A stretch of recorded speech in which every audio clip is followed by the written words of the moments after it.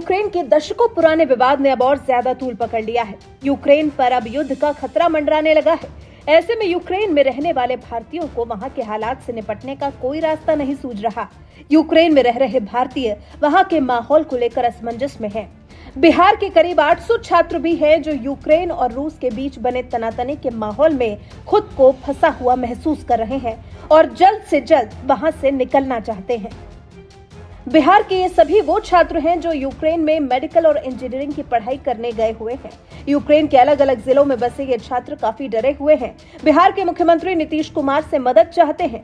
मोदी सरकार से गुहार लगा रहे हैं कि कैसे भी उन्हें वहां से निकालने के इंतजाम किए जाएं, क्योंकि इन छात्रों के लिए ऐसे माहौल में वहां रह पाना मुश्किलों भरा साबित हो सकता है। जब लौटने की इच्छा रखने वाले छात्रों को एयर टिकट तक नहीं मिल पा रहा है तो फिर परेशानी तो छात्रों के लिए काफी ज्यादा बढ़ गई है।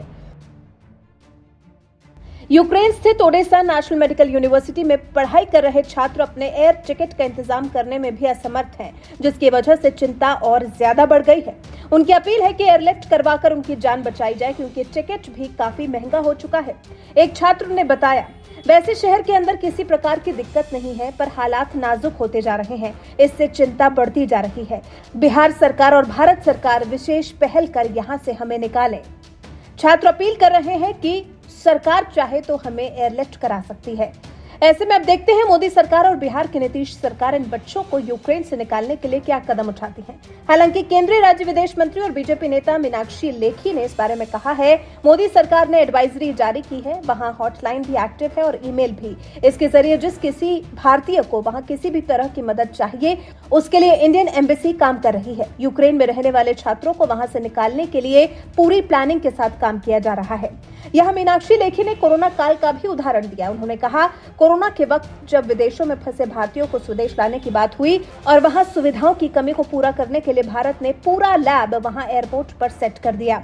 जब भारतीयों की घर वापसी हो गई तो हमने चीजें वहीं छोड़ दी ताकि वहां के लोग इसका इस्तेमाल कर सके।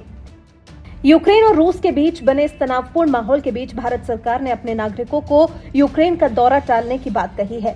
साथ ही भारतीय दूतावास ने एक नोटिफिकेशन जारी कर वहां रहने वाले छात्रों और नागरिकों से कहा है कि वो अपनी मौजूदगी की जानकारी जरूर दें, ताकि जरूरत पड़ने पर दूतावास उनको संपर्क कर सके। 26 जनवरी को कीव स्थित भारतीय दूतावास ने यूक्रेन में रह रहे भारतीयों से खुद को जल्द से जल्द रजिस्टर करने को कहा था।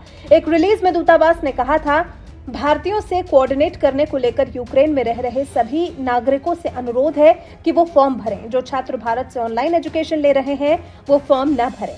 आपको बता दें, रूस ने यूक्रेन की सीमा के पास करीब 1 लाख सैनिकों का जमावड़ा कर रखा है। इस कदम पर पश्चिमी देश उसे चेतावनी दे रहे हैं और आरोप लगा रहे हैं कि उसका इरादा यूक्रेन पर हमला करने का है। हालांकि रूस तो युद्ध की बात से इनकार कर रहा है कि उसकी ऐसी कोई योजना नहीं है, लेकिन फिर क्यों लगाया है इतने सैनिकों का जमावड़ा। ऐसे में अमेरिका पूरी तरह यूक्रेन के साथ खड़ा दिखाई दे रहा है।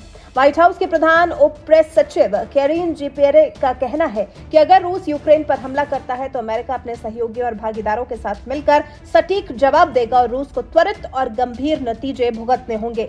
अमेरिकी राष्ट्रपति बाइडेन ने कहा है कि यूक्रेन पर रूस के हमले से व्यापक मानवीय त्रासदी होगी और रूस का कद बहुत घट जाएगा। अब सोचिए, जब हालात इस तरह के होंगे तो फिर भारतीय बच्चे आखिर क्यों नहीं घबराएंगे। हालांकि भारत सरकार निरंतर इन छात्रों के साथ संपर्क बनाए हुए है और जल्द से जल्द वहां से लौटने की इच्छा रखने वाले छात्रों को वहां से निकालने के प्रयास किए जा रहे हैं।